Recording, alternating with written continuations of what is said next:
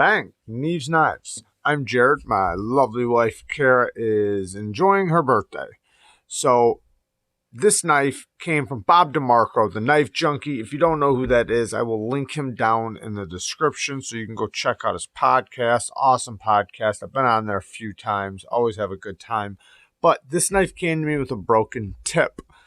So, Bob DeMarco wanted me to repair the tip, and that's what I did. A lot of people were wanting to see how I repair a tip on this knife. Now, there's different ways you can repair tips, and we'll just get right into it. So let's jump into the video. All right, there's a lot of ways I can remove the steel from this edge. So I could remove it from the spine here. That way I wouldn't be removing it from the edge, which wouldn't be a problem, and in some cases I might do that. In this case, I'm not going to do that, though. I'm going to remove it from the edge. It's still on its factory edge. I'm going to sharpen it anyways, so I'm going to be removing it from the edge in this case. So there's lots of ways I can do that. So one, I could take one of my stones, find a good flat one, and just run it back and forth here, side to side. It gets really loud. And get a really aggressive one. I have a bunch of aggressive stones. A diamond stone would work the fastest. I could use a stone like this. You know, I could just take it on the stone and just sharpen it out, but I'm going to be removing steel anyway, so instead of getting an angle and doing it that way, I'm going to start off with just removing steel directly from the edge. But I'm not going to use a stone. I'm going to use my Ken Onion work sharp in this case. So what I'm going to do is hook this back up. First of all, I'm going to take this attachment off. So let's get rid of that. That's the angle guide.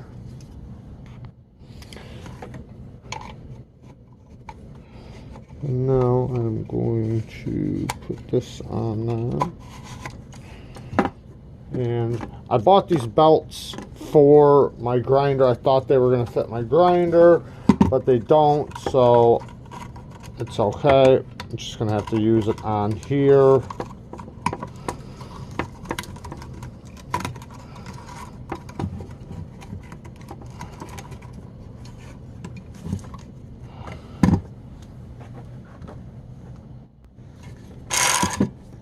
Now these belts right here, these are very, very aggressive. So these are very low grit. The P60.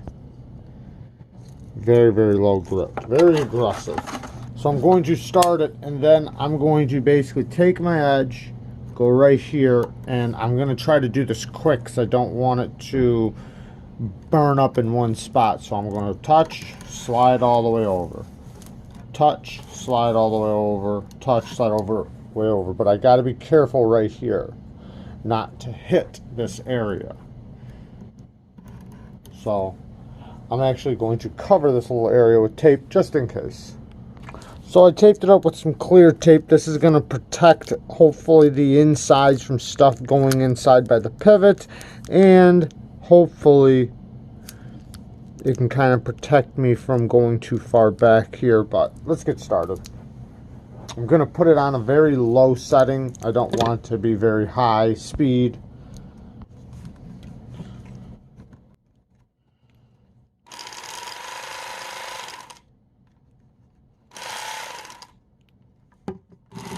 Yes, I see that my belt could be tightened a little bit.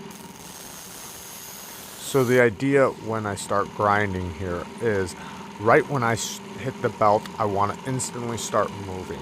This belt is extremely aggressive and cuts very fast, so I don't want it to sit in any area for a period of time. I want it always to be moving, and I want to start as close as I can to the plunge grind. Touch there, then slide all the way over to the tip so that it removes the same amount of steel across the edge. And I don't want it to recurve. I don't want it to... I want it to be flat afterwards. I want it to be perfect, as flat as possible, because I am still going to take it to a flat stone and make it perfectly flat. but I want it to come from this as perfectly flat as possible. And right here, there's a little piece of steel hanging up by the plunge grind, and I just nicked it off, or just, grounded it off.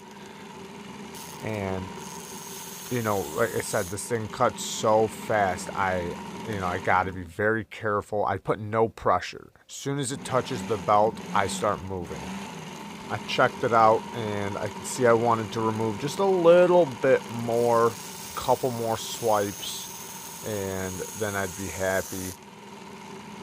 And it came out pretty good, actually really good, from this the work sharp. So I was very happy with it. And like I said, I still am taking it to the actual flat stone after this.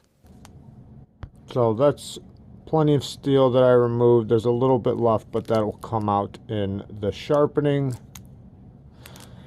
Now, like I said, I could have done that without this. I could have just used a stone and just ground it. Just grind it down. I could have also just sharpened it out, but that would have took a very long time to do. So instead of doing that, you just want to grind a lot of steel off, and then when you have a lot of steel removed, then sharpen it. In this case, I got to get by very fast because I used the electric, belt to grind it off. So I'm starting off with a diamond plate. This one is a 300 grit ultra sharp diamond plate. You can find these down in the description. These are a great budget. And this one's very aggressive. And the reason why I'm starting off with this is a couple reasons. One, it's perfectly flat.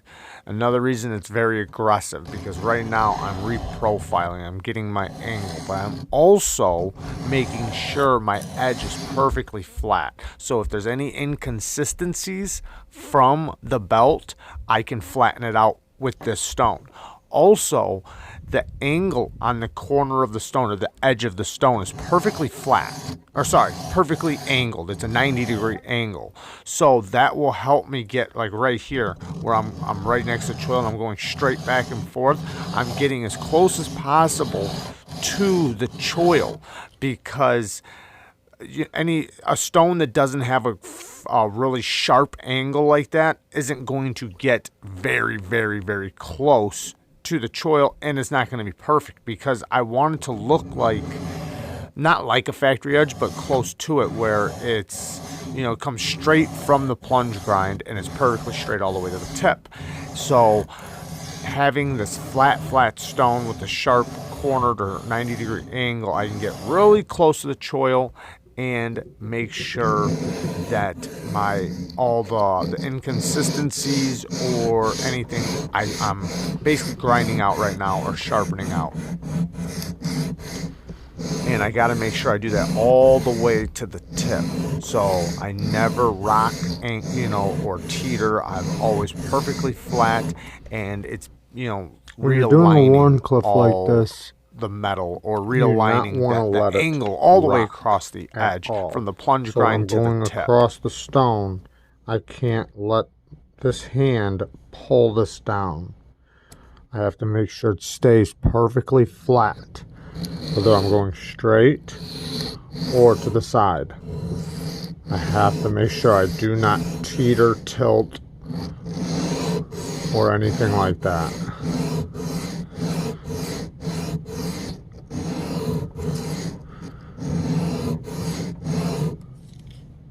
Because I want this line to be perfectly straight all the way across. And if I let it go down like this, then this will start getting bigger on this side, or it'll start creating a belly. It won't be perfectly flat. And right now we are extremely close to perfect, if not perfect. We're like perfectly flat right now, so I want to keep it that way. So right now I'm reprofiling, and I'm going to get my angle set across the edge. I want my angle, straight all the way across, and I want a good angle. So right now I'm basically setting the foundation for the rest of the stones. I'm using a diamond because it cuts very fast and it's perfectly flat.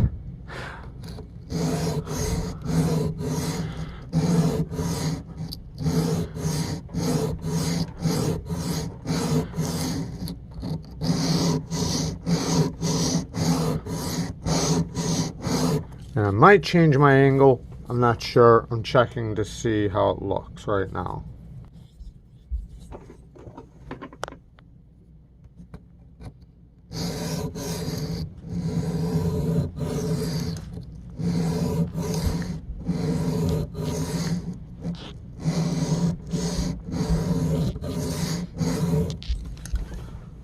And after I get my angle set on this, I'm going to move over to my Neeves stones because they're wider and they'll take my entire edge across the stone, which I don't have to do. I could do it on this or any other stone, even if the stone was thin, as long as I lay it flat and I don't allow it to rock. As long as it stays, see how this is flat? And it's still flat. When I bring it across the stone, you make sure it never rocks all the way to the tip. You can feel when you start getting to the tip that you might want to bend down or lift up. You can't do that with a straight edge. It needs to stay nice and flat.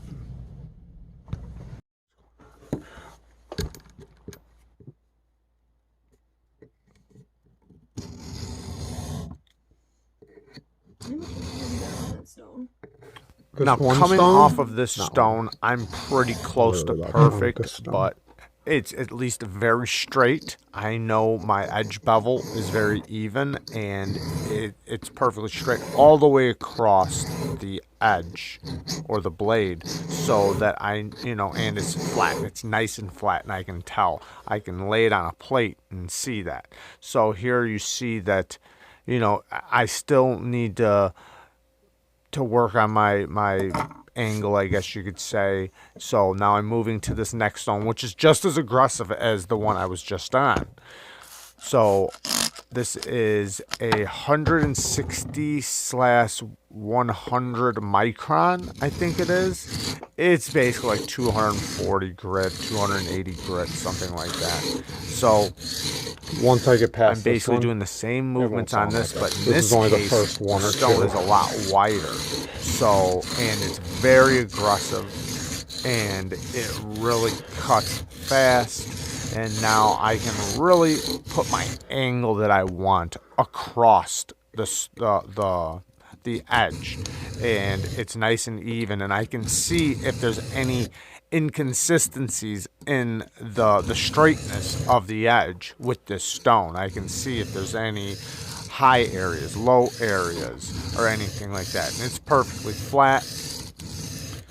And you'll notice when I'm pulling down all the way to the tip, it's making sure that when I run it across that I get all the way to the tip. Now you can see the tip's not perfect there. It's not perfect, so we still have a bunch of work to do, but the steels were moving very quick with this stone. So, but when I push it all the way across the stone, you see the tip, or basically where the knife comes off, and I only have the tip of the knife on there. That's because I want to remove steel only at the tip. And you see me doing the pushing back and forth. That really lines it up by the choil. And I'm not going to go through all my stones right now because they all are the same color. Of the stones I'm using for this, Bob DeMarco wanted a lower grit on this. He wanted more of a coarser, or I would say more of an aggressive finish. He wanted it nice and toothy with a lot of bite. And yeah, definitely this knife deserves an edge like that.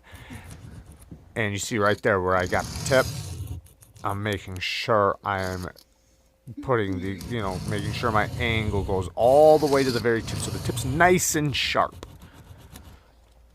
Because at that point I was finished and went through all my stones. Now this little strop right here, this compound's pretty aggressive.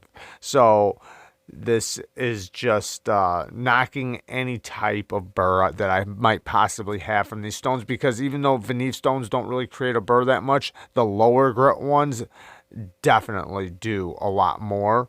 And now this is a 3/2 micron diamond compound, and it's just basically refine the edge just a little bit more. So we're going to take a better look at the edge here in just a second. But this is me looking at it, making sure everything looks good, making sure it's nice and straight. And then here in just a second, I'm going to show one picture of the grit, and then I'll make sure I insert some more pictures, and we'll get a nice good close-up of the blade and how it came out in just 1 second. But here it is against some paper. And remember, guys, I'm cutting this through the lens of a camera. I'm not looking at the paper. I'm actually looking at the paper through the camera. But you can see it is extremely sharp. Even with its toothy finish, it is very, very sharp. I think I basically finished it at what would be like 1200 grit. I forget the micron. I'll put it on the screen right now. But it's basically, it kind of equals right around 1000 to 1200 grit. But I made sure it was an aggressive 1200 grit. And you can see it right there.